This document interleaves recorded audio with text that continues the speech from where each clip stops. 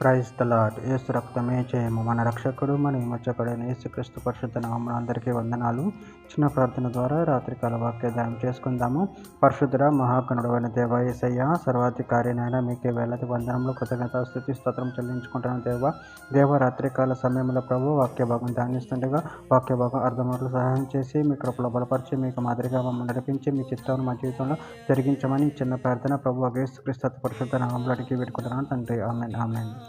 సామెలు 2వ గ్రంథము 22వ అధ్యాయం 36వ వచనము. నీవు నీ రక్షణ కేడము నాకు అందించుదువు, నీ సాత్వికము నన్ను గొప్ప చేయును. ఆమేన్. దేవుడి వాక్య భాగం దీవించును గాక. ప్రభునందు ప్రియులారా, ఇక్కడ వాక్య భాగంలో గమనించినట్లయితే నువ్వు నీ రక్షణ కేడము నాకు అందించదువు, నీ సాత్వికము నన్ను గొప్ప చేయును.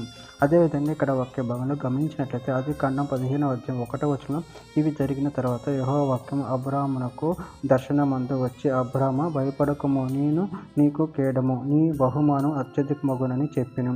కీర్తన గ్రంథం 84వ అధ్యాయం 11వ వచనం, దేవుడైన యెహోవా సూర్యుడిని కేడమునై ఉన్నాడు, యెహోవా కృపయు ఘనతయు అనుగ్రహించును, యథార్థంగా ప్రవర్తించు వారికి ఆయన ఏ మేలుని చేయక మానడు. ఎఫెసీయులకు రాసిన పత్రిక 6వ అధ్యాయం 16వ వచనం, ఇవన్నీ గాక విశ్వాసమైన డాలు పట్టుకొనుడి, దానితో మీరు దుష్టుని అగ్ని బాణములన్నిటిని ఆర్పులకు శక్తిమంతులగుదురు.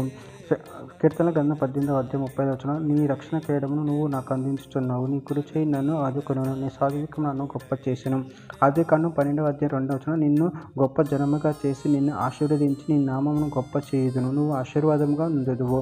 ఆదికాండము 22వ అధ్యాయం 17వ వచనంలో, నేను నిన్ను ఆశీర్వదించి ఆకాశ నక్షత్రం వలన సముద్ర తీరమందలి ఇసుక వలన నీ సంతానము నిశ్చయముగా విస్తరింపచేసేదును, నీ సంతతి వారు తమ శత్రువుల గవిని స్వాధీనపరుచుకొందురు. కీర్తన గ్రంథం 15వ అధ్యాయం 14వ వచనం, యెహోవా మిమ్మును మీ పిల్లలను వృద్ధి పొందించును. కీర్తన గ్రంథం 18వ అధ్యాయం 34వ వచనం, నా చేతులకు యుద్ధం చెప్పి నేర్పువాడు ఆయన, నా బాహువులు ఇత్తడి విల్లును ఎక్కుపెట్టును. కీర్తికి రాసిన పత్రిక 3వ అధ్యాయం 2వ వచనం, ప్రతి సత్కారం చేయుటకు సిద్ధపడి ఉండవలననియు మనుషులందరి ఎడల సంపూర్ణమైన సాత్వికం కనపరచుచు ఎవరిని దూషింపక జగడమాడని వారును శాంతులై ఉండవలనని వారికి జ్ఞాపకము చేయుము. చివరిగా ఒక మాట, యోహాను సువార్త 1వ అధ్యాయం 9వ వచనం, నిజమైన వెలుగు ఉండిన అది లోకంలోనికి వచ్చుచు ప్రతి మనిషిని వెలిగించుచున్నది. ఆమె దేవుడి వాక్య భాగం దీవించిన చిన్న ప్రార్థన చేసుకుందాము.